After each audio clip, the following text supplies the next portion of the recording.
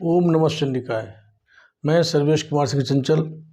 हाथ में कुछ चिन्ह ऐसे बनते हैं जिनकी विशिष्टता उस स्थान को और प्रबल बना देती है, या जिस रेखाओं पर वो चिन्ह पाए जाते हैं उस रेखाओं में अन्य ग्रहों के पर्वतों को भी वो रेखाएं समाहित कर लेती हैं।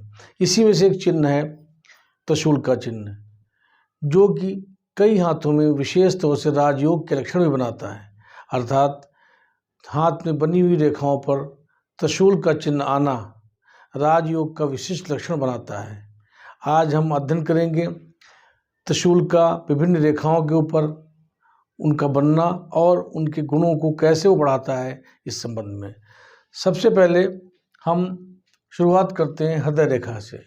हृदय रेखा जो कनिष्ठिका उंगली के नीचे बुध क्षेत्र से प्रारंभ होती हुई बृहस्पति क्षेत्र में पहुंचती है, ये हृदय रेखा कहलाती है। जब ये 3 शाखाओं में विभक्त हो जाए और तीनों शाखाएं बृहस्पति क्षेत्र पर जा रही हों, एक शाखा एक शाखा जो है तर्जनी और मध्यमा के बीच में जा रही हो, एक शाखा बृहस्पति पर और तीसरी शाखा जो है वो निम्न मंगल की तरफ झुक गई हो, ऐसे में माना जाता है कि ऐसे व्यक्ति जो होते हैं वो दिल से बहुत भावनात्मक रूप से बहुत लगाव रखने वाले होते हैं। उनका सामाजिक स्तर, भावनात्मक स्तर सभी प्रकार से प्रबल होता है। ऐसे लोग अपने समाज में रहकर लोगों से अपने रिश्ते, अपने संबंध बहुत अच्छे बनाते हैं, जिस वजह से उनका नाम समाज में लिया जाता है। इसके अतिरिक्त ऐसे लोग जिनके हाथ में त्रिशूल का चिन्ह या 3 रेखाओं से बनी आकृतियाँ बृहस्पति क्षेत्र पर बन जाएं और उसमें से एक रेखा मंगल तरफ को चली जाए, निम्न मंगल की तरफ को, एक बृहस्पति को, तो ऐसे माना जाता है ऐसे लोगों के अंदर प्रेम करने की अद्भुत क्षमता होती है।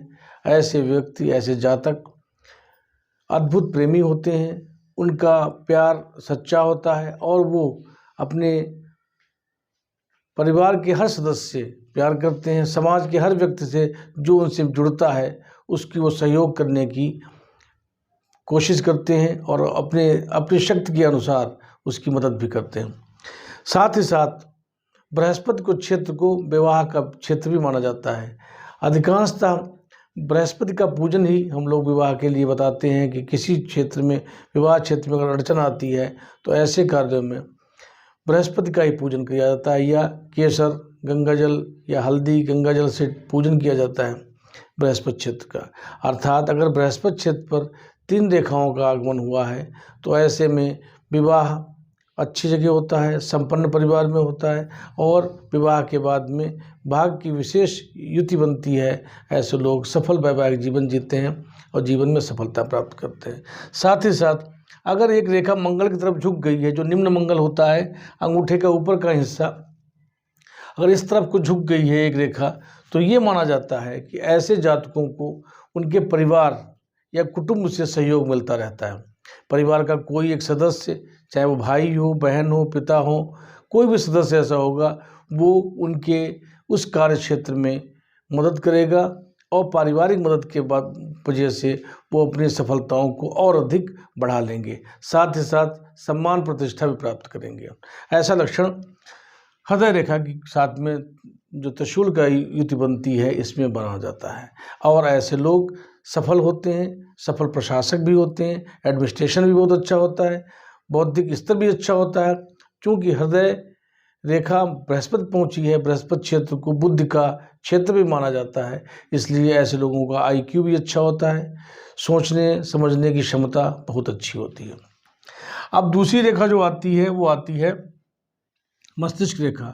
मस्तिष्क रेखा का उदय अधिकांशतः बृहस्पति क्षेत्र से, या तो बृहस्पति क्षेत्र से आएगी या आयु रेखा से निकलती हुई, और ये नीचे आगे को बढ़ती हुई कभी कभी मंगल क्षेत्र पर और कभी चंद्र क्षेत्र पर और कभी बुध क्षेत्र पर जाती हुई दिखाई पड़ती है। अगर इस तरीके से कोई भी रेखा त्रिशूल का आकृति बनाती है मस्तिष्क रेखा, तो ये माना जाता है कि ऐसे जातकों के अंदर 3 पर्वतों के अलग अलग गुणों का समावेश हो जाता है। यानी उनकी विचारधारा में, उनकी सोच में, उनके बौद्धिक स्तर में 3 विचारधाराएं काम करती हैं। कौन कौन सी? एक विचारधारा चंद्र की तरफ को गई है, एक मस्तिष्क रेखा चंद्र की तरफ गई है।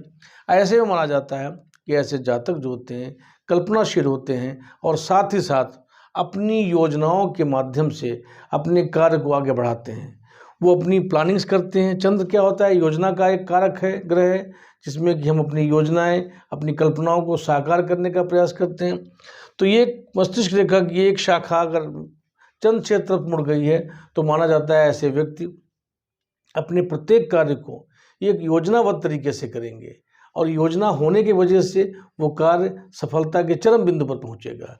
साथ ही साथ मंगल, यानी ऐसा माना जाता है कि अगर दूसरी रेखा मंगल पे गई है तो ऐसे जातक जो होते हैं वो साहसी होते हैं, दृढ़ निश्चयी होते हैं, रिस्क लेने की क्षमता रखते हैं। वो किसी भी कार्य को करने में अपनी सूझबूझ के साथ में हिम्मत का भी प्रयोग करते हैं और अपनी हिम्मत के माध्यम से, अपने साहस के माध्यम से अपने कार्य को सफलता तक पहुंचाते हैं। अब एक लाइन अगर चल मुड़ के बुध की रेखा की तरफ मुड़ जाती है तो ऐसे में माना जाता है कि ऐसे जातक जो होते हैं व्यापारिक क्षेत्रों में प्रतिष्ठा प्राप्त करते हैं और व्यापार को अपनी योजना, कार्यशैली के आधार पर आगे बढ़ाते हुए सफलता प्राप्त करते हैं। अर्थात अगर मस्तिष्क रेखा 3 भागों में विभाजित हो गई है और त्रिशूल का आकृति बना रही है और जिस पर्वत तक मुड़ जाती है उस पर्वत के गुणों को समाहित कर लेती है, अगर ये शुक्र की तरफ मुड़ जाती है तो उसमें शुक्र के गुण आ जाते हैं। शुक्र पर्वत के गुणों में क्या होता है? ऐश्वर्य के लक्षणों को प्रेरित करना, समाहित करना भी आ जाता है। इसके साथ में हमने बहुत से जातकों के हाथ में जो रेखा देखी है, ऐसी रेखाएं देखी हैं, उनकी संतान विवाह के बाद में जल्दी ही हो जाती है। उसमें विवाह में के बाद में संतान का कष्ट उनके जीवन में कम आता है।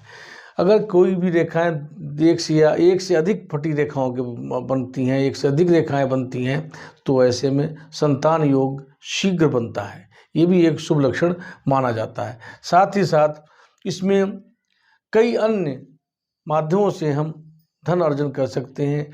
ये लक्षण बनता है। मस्तिष्क की क्रियाशीलता इतनी अधिक होती है कि ऐसे जातक एक से अधिक व्यवसाय करते हैं। धन के सोर्सेज एक से अधिक होते हैं, कभी कभी 2 या 3 साधन जिनके माध्यम से धन का आगमन होता है। इसलिए ऐसे में सफलताओं की, ऐश्वर्य के विशेष योग बनते हैं। अब इसके बाद में जो मुख्य रेखाएं आती हैं, भाग्य रेखा जो कि हमारी शनि पर्वत पर पहुँचती है, अगर इसमें त्रिशूल का चिन्ह बनता है तो वो उसमें क्या लक्षण बनते हैं? भाग्य रेखा का उदय कभी कभी मणिबंध से होता है और कभी कभी ये आयु रेखा से भी निकलती है। आयु रेखा से निकलने वाली रेखा भी भाग्य रेखा कहलाती है अगर वो शनि पर्वत पर पहुंचती है। शनि पर्वत मध्यमा अंगुली के नीचे का क्षेत्र शनि पर्वत कहलाता है। अगर ये 3 भागों में विभाजित हो जाए और इस तरीके से बढ़ जाए रेखा, तो ये एक त्रिशूल की आकृति अगर बनाती है भाग्य रेखा, तो ये एक विशिष्ट राजयोग कहा जाता है। क्यों राजयोग कहा जाता है? इसमें 3 पर्वत जो हमारे जीवन के मुख्य पर्वतों में कहा जाता है और जिसमें आपका सूर्य पर्वत, अगर उसमें से एक शाखा सूर्य पर्वत तरफ मुड़ गई है, एक शाखा शनि पर्वत की तरफ चली गई है और एक शाखा बृहस्पति तरफ मुड़ गई है, तो ऐसे में भाग के 3 तरह के गुणों का समावेश होता है। 3 पर्वतों के गुणों का समावेश हो जाता है। ये राजयोग का लक्षण प्रतीत करता है। 3 लक्षण कौन से होते हैं? सूर्य का योग होता है, पद प्रतिष्ठा सम्मान और किसी क्षेत्र में अपना विशेष नाम करना। ऐसे लोग जिनका नाम विभिन्न क्षेत्रों में होता है और वो लोग कभी कभी राजनीति में, कभी व्यापार में, कभी जॉब में जो भी उच्च पदों को प्राप्त करते हैं और अपनी प्रतिष्ठा प्राप्त करते हैं। भाग्य के मामले में वो हर एक कार्य को करते हैं, वो कार्य उन्हें शीघ्रता से हो जाता है, उसमें कोई भी विलंब नहीं होता। साथ ही साथ अगर बृहस्पति तरफ की कोई रेखा गई है तो इसमें माना जाता है कि ऐसे जातक अपने बौद्धिक स्तर से, अपने दिमाग के द्वारा, विचारों के द्वारा, अपनी IQ के द्वारा, अपने विचारों के माध्यम से अपनी सफलताओं को निर्धारित करते हैं। अगर ये रेखा कहीं नीचे से भी द्विभाजित होकर और एक चंद्र पर चली जाए तो ये निश्चित रूप से राजयोग का विशिष्ट लक्षण बनाती है। नीचे से भी ये रेखा 2 भागों में बंटकर दो ग्रहों के लक्षणों को समाहित करते हुए चलती है। एक चंद्रमा, दूसरा केतु और शुक्र। ये तीन रेखाएं मिलकर एक साथ योग बनाती हैं। ये तीनों पर्वत ऐसे योग में बनते हैं ऐसे में व्यक्ति के जीवन में भाग्य अपनी विशिष्टता ले लेता है। ऐसे लोगों के जीवन में कभी भी धन, सम्मान, पद, प्रतिष्ठा और ऐश्वर्य की कमी नहीं रहती। इसको विशिष्ट राजयोग के अंतर्गत भी माना जाता है। अब इसके बाद में एक लाइन आती है, एक रेखा जो आती है वो आती है सूर्य रेखा, जिसको सूर्य रेखा का भी उद्गम कभी कभी भाग्य रेखा से, कभी केतु पर्वत से, कभी चंद्र पर्वत से, कभी मस्तिष्क रेखा से और कभी आयु रेखा से और कभी हृदय रेखा से भी माना जाता है। तो अलग अलग इनके क्षेत्र होते हैं निकलने के। जिस क्षेत्र से निकलती है उसके गुणों को अपने अंदर समाहित करते हुए चलती है। लेकिन अभी हम सिर्फ एक लाइन के त्रिशूल के बारे में अध्ययन करेंगे। तो अभी इसको हम देखते हैं कि अगर ये चंद्र पर्वत से निकलती हुई ऐसे घूमती हुई और ये सूर्य क्षेत्र पर पहुंच जाती है। सूर्य क्षेत्र पर जब भी कोई रेखा पहुंचती है तो वो सूर्य रेखा कहलाती है। और अगर ये त्रिशूल का रूप धारण कर लेती है, त्रिशूल का रूप धारण करने में अगर ये 3 भागों में विभाजित हो जाती है तो ये अपने अंदर 3 विशिष्ट पर्वतों के गुणों को समाहित करती है।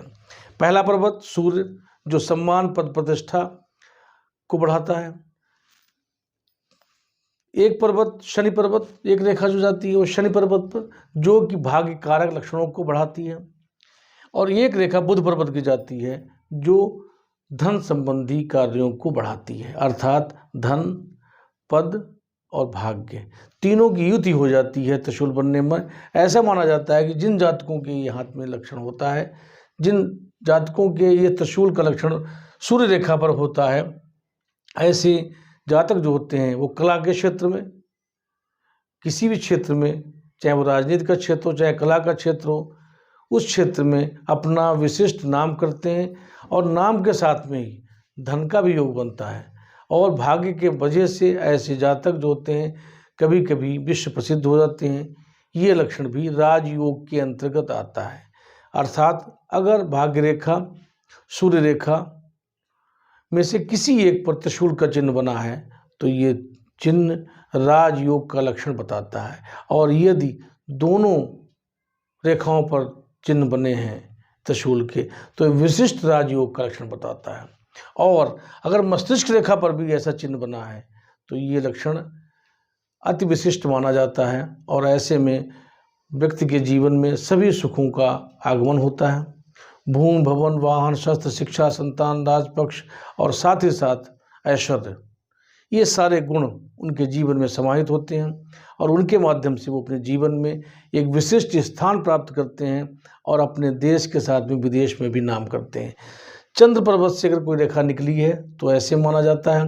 अगर चंद्र क्षेत्र से सूर्य रेखा निकली है तो ऐसे जातक अपनी कला के माध्यम से, अपने ज्ञान के माध्यम से, अपने एक विशिष्ट लक्षण के माध्यम से वो अपने देश और विदेश में अपना नाम करते हैं। अब यही रेखा को अगर हम बुध रेखा से जोड़ के देखें, बुध रेखा का जो निकलना होता है वो अधिकांशतः चंद्र रेखा से या आयु रेखा से माना जाता है। आयु रेखा से कभी कभी एक रेखा बुध पर्वत पहुंच जाती है, इसको बुध रेखा कहते हैं। बुध रेखा का बनना और बुध रेखा पर त्रिशूल का बनना, खास तौर से ऐसी आकृति का बनना में ये माना जाता है कि ऐसे जातक जो होते हैं उनके जीवन में सम्मान, प्रतिष्ठा का विशेष योग बनेगा। वो अपने व्यवसाय के माध्यम से जाने जाएंगे और अपने व्यवसाय के क्षेत्र में इतना आगे बढ़ जाएंगे कि उनका नाम उनके व्यवसाय के रूप में जाना जाएगा। जैसे वो एक अपने उस व्यवसाय में एक विशिष्ट लक्षण बनाएंगे और जहाँ पर भी कोई नाम आएगा उस व्यवसाय जुड़ा हुआ तो उनका नाम पहले पूछा जाएगा। ये इस लक्षण को प्रतीत करता है।